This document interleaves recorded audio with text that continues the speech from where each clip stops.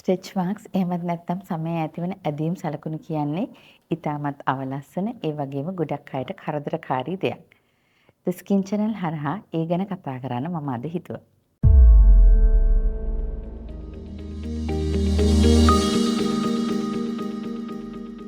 පළමුවෙන්ම අපි බලමු කොහොමද මේ ස්ට්‍රෙච් මාක්ස් ඇති වෙන්නේ කියලා. ඔබ දන්නවා සමේ තියෙනවා යටින් තියෙන චර්මය කියන කොටස. ඒකේ තියෙනවා කොලජන් සහ ඉලාස්ටින් කියන තන්තු වර්ග දෙක. මේ කොලජන් කියන තන්තු වලින් තමයි සමට දැඩි බවක් ලැබෙන්නේ සහ ශක්තියක් ලැබෙන්නේ. ඒ වගේම ඉලාස්ටින් වලින් විශේෂයෙන්ම නම්‍යශීලී ගතියක් ලැබෙනවා. නමුත් සමේ එකපාරටම සිදුවෙන ඇදීමක් එහෙමත් නැත්නම් සංකෝචනයක් වෙනකොට මෙම කොලජන් සහ ඉලාස්ටින් තන්තු වල බිඳී යෑමක් සිදු වෙනවා. මෙන්න මේක නිසා තමයි ස්ට්‍රෙච් මාක්ස් ඇති වෙන්නේ. එතකොට මේ ස්ට්‍රෙච් මාක්ස් කියන එක සාමාන්‍යයෙන් සමේ ඉරි වශයෙන් තමයි ඇති වෙන්නේ. මේ මුල් අවස්ථාවේ රතු පැහැති එහෙමත් නැත්නම් දම් පැහැති පැහැයක් ගන්නවා. ඊට පස්සේ සමහර වෙලාවට දුඹුරු පැහැය, සුදු පැහැය වගේ ටික ටික පාට අඩු වෙලා යන ගතියක් තියෙනවා. සාමාන්‍යයෙන් බහුලව ස්ට්‍රෙච් මාක්ස් ඇතිවන තැන් තියෙනවා විශේෂයෙන්ම කෙනෙකුගේ උදර ප්‍රදේශයේ ඒ වගේම පියයුරුවල පිටේ ඒ වගේම සමහර වෙලාවට අත්වල උඩ ප්‍රදේශයේ හෝ කලවාවල වගේ ස්ථානවල ස්ට්‍රෙච් මාක්ස් බහුල වශයෙන් ඇති වෙන්න පුළුවන්. දැන් අපි බලමු මොනවද මේ ස්ට්‍රෙච් මාක්ස් ඇති වෙන්න බලපාන හේතු කියලා. සමහර වෙලාවට මේ සඳහා ජානමය බලපෑමක් තියෙන්න පුළුවන්. ඒ වගේම කිටි කාලයකින් කෙනෙකුගේ බර වැඩි වෙනකොට සහ බර අඩු වෙනකොට ඒ කියන්නේ විශේෂයෙන්ම ගර්භිණී අවස්ථාවෙත් එහෙමත් නැත්නම් අධික ස්ථූලතාවය නිසා මෙම ස්ට්‍රෙච් මාක්ස් ඇති වෙන්න පුළුවන්. තවත් වෙලාවට විශේෂයෙන්ම නව යෝනියේ දරුවන්ගේ උස වැඩිවීමත් සමගම අපි කියනවා growth spurt එකත් එක්ක පිට ප්‍රදේශයේ තිරස් අතට ඇතිවන ස්ට්‍රෙච් මාක්ස් ඇති වෙන්න පුළුවන්. තවත් සමහර වෙලාවට ස්ට්‍රෙච් මාක්ස් ඇතිවීමට ශරීර අභ්‍යන්තරයේ තියෙන හෝමෝන් ක්‍රියාකාරීත්වයේ ගැටලුවක් වෙන්න පුළුවන්. විශේෂයෙන්ම කෝටිසෝන් කියන හෝමෝනයේ වැඩිවීමක් සිදු වෙනවා. කුෂින්ස් කියන රෝගී තත්ත්වය නිසා කෙනෙකුගේ තවත් සමහර රෝග ලක්ෂණ සමග ස්ට්‍රෙච් මාක්ස් ඇති වෙන්න පුළුවන්. ඒ වගේම තවත් සමහර වෙලාවට අපි බාහිරව ගන්න ඖෂධයක් නිසා විශේෂයෙන්ම ස්ටීරොයිඩ් කියන ඒ කියන්නේ ප්‍රෙඩ්නිසිලෝන් කියන ඖෂධය ඔබ මොන හරි හේතුවකට ලබා ගන්නවා නම් මින් ඇතිවන අතුරු ප්‍රතිඵලයක් ලෙස සමේ ස්ට්‍රෙච් මාක්ස් ඇති වෙන්න පුළුවන්. ඒ වගේම අද සමාජයේ අපි බහුල වශයෙන්ම ස්ට්‍රෙච් මාක්ස් දකින අවස්ථාවක් තමයි ප්‍රමිතිගත නොවන ස්කින් වයිට්නින් ක්‍රීම් භාවිතා කරන නිසා. මේ ගැන The Skin Channel හරහා අපි කලිනුත් කතා කරලා තියෙනවා. මෙම ස්කින් වයිට්නින් ක්‍රීම් වල ස්ටීරොයිඩ් කියන ඖෂධය ඉතාමත් අධි මාත්‍රාවලින් අඩංගු වෙනවා. ඉතින් මේ ස්ටීරොයිඩ් වල අතුරු ප්‍රතිඵලයක් විදිහට සමසිදු වෙනවා. ඒ වගේම ඒකත් සමගම ස්ටීරොයිඩ් වලින් ලැබෙන අනිකුත් අතුරු ප්‍රතිඵලත් සමට ඇති වෙනවා. ඉතින් ඒකෙන් එකක් තමයි ස්ට්‍රෙච් මාක්ස් කියලා කියන්නේ. කෙනෙකුට තියෙන ගැටලුවක් වෙන්න පුළුවන් මේවා ස්ට්‍රෙච් මාක්ස් නැති වෙනවද කියන එක. ස්ට්‍රෙච් මාක්ස් කියලා කියන්නේ සමේ ඇතිවෙන ස්කා එකක්. එහෙමත් නැත්නම් කැලලක් වගේ දෙයක්.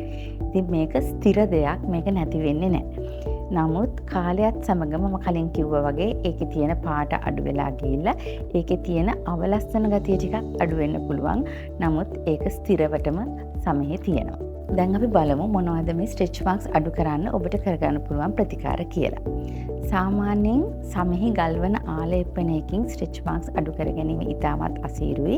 ඔබ ඒ සඳහා යොමු වෙනවා නම් ඒක ස්ට්‍රෙච් මාක්ස් ආපු මුල් කාලයේම ඒ සඳහා යොමු වෙන්න ඕන. සාමාන්‍යයෙන් මේ ආලේපන වර්ගවල හයලුරික් ඇසිඩ්, සෙන්ටනෙල්ලා ඒ කියන්නේ ඇත්තට මේ සාමාන්‍යයෙන් තියෙන ගොටුකොරවල තියෙන රසායනික ද්‍රව්‍ය, ඒ වගේම අපි ගොඩක් අය දන්න රෙටිනොයිඩ් කියන රසායනික ද්‍රව්‍ය අඩංගු ආලේපන මගින් ස්ට්‍රෙච් මාක්ස් යම් දුරකට මූලික අවස්ථාවේ භාවිතා කරොත් අඩු කරගන්න පුළුවන්.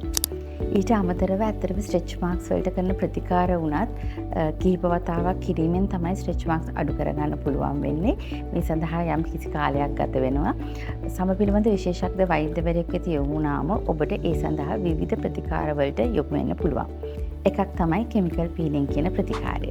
මේ ප්‍රතිකාරයේදී කරන්නේ සම මතු පිටින් ඉතාමත් අධිසාන්ද්‍රණයකින් තියෙන රසායනික ද්‍රව්‍යයක් ආලේපනය කරනවා.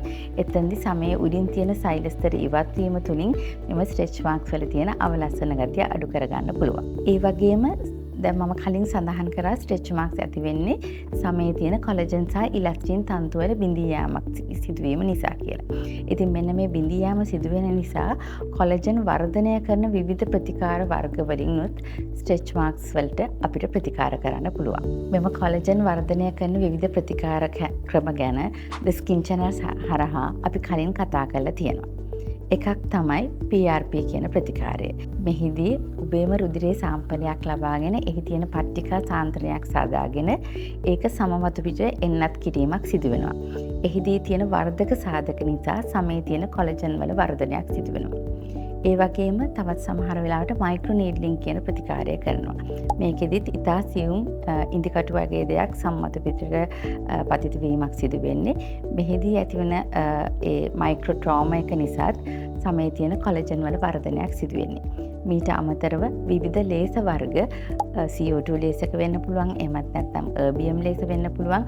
මේ වගේ ලේස වර්ගත් සමේ තියෙන කොලජන් වර්ධනය කිරීම සඳහා ස්ට්‍රෙච් මාර්ක් වලට කරන ප්‍රතිකාරයක් ලෙස අපි භාවිතා කරනවා.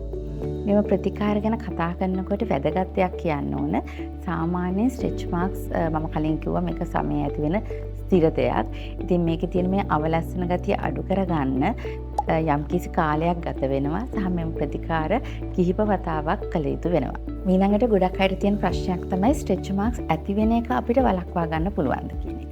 අපි දැන් කතා කරා ස්ට්‍රෙච් මාර්ක්ස් ඇති වෙන්න බලපාන හේතු. ඒක නිසා ඔබ ශරීරයේ බර මනා ලෙස පවත්වා ගත යුතු වෙනවා. ඒ වගේම හම සුදු කරන ක්‍රීම් වර්ග භාවිතා කරනවා නම් අනිවාර්යයෙන්ම ඒ ගැන දෙවරක් හිතන්න වෙනවා. මොකද తాවකාලිකව සමසුදු කරන්න ගිහිල්ලා ඊට පස්සේ සමේ පර්මනන්ට් විදියට ස්ට්‍රෙච් මාර්ක්ස් ඇවිල්ලා අපි ගාවට එන පිරිස ඉතාමත් වැඩි වෙලා දැන් තිබෙන නිසා. ඊට පස්සේ ගොඩක් අයට තියෙන ප්‍රශ්නයක් තමයි මේ ගර්භිණී අවස්ථාවේ වගේ අපිට ඒක වළක්වා ගන්න පුළුවන් දෙයක් නෙවෙයි බර වැඩි වීම. මේ අවස්ථාවේදී ස්ට්‍රෙච් මාර්ක්ස් ඇති වෙන එක වළක්වා ගන්න පුළුවන්ද කියලා. ඇත්තටම පරීක්ෂණ වලින් ඉතාමත් සාර්ථකව මේ වළක්වා ගන්න පුළුවන් කියලා හොයාගෙන නැහැ. නමුත් සමහර පරීක්ෂණ කිහිපයක් තියෙනවා හයිලුරොනික් ඇසිඩ් ඒ වගේම සෙන්ටිනෙල්ලා වගේ දේවල් අඩංගු මොයිස්චරයිසිං ක්‍රීම් ආලේපනය කරලා සමේ තෙතමනය පවත්වාගෙන යාමෙන් යම්තාක් දුරකට ස්ට්‍රෙච් මාර්ක්ස් ඇතිවීම අඩු කරගන්න පුළුවන් කියලා. ඒ වගේම මෙහිදී කියන්න ඕන තවත් වැදගත් දෙයක් තමයි ගොඩක් දෙනා හිතන විදියට කොකෝ බටර්, ෂියර් බටර්, ඒ වගේම ආමන්ඩ් ඔයිල්, ඔලිව් ඔයිල් අඩංගු ද්‍රව්‍ය වලින් ස්ට්‍රෙච් මාර්ක්ස් වළක්වා ගන්න පුළුවන් කියලා පරීක්ෂණ වලින් තහවුරු කළා නැහැ. අවසාන වශයෙන් කියන්න තියෙන්නේ ස්ට්‍රෙච් මාර්ක්ස් කියලා කියන්නේ සමේ ඇතිවන පර්මනන්ට් දෙයක්. නමුත් ඒකේ තියෙන අවලස්සන ගතිය අඩු කිරීමට නූතන වෛද්‍ය විද්‍යාව අනුව ඔබට උපකාර තියෙනවා.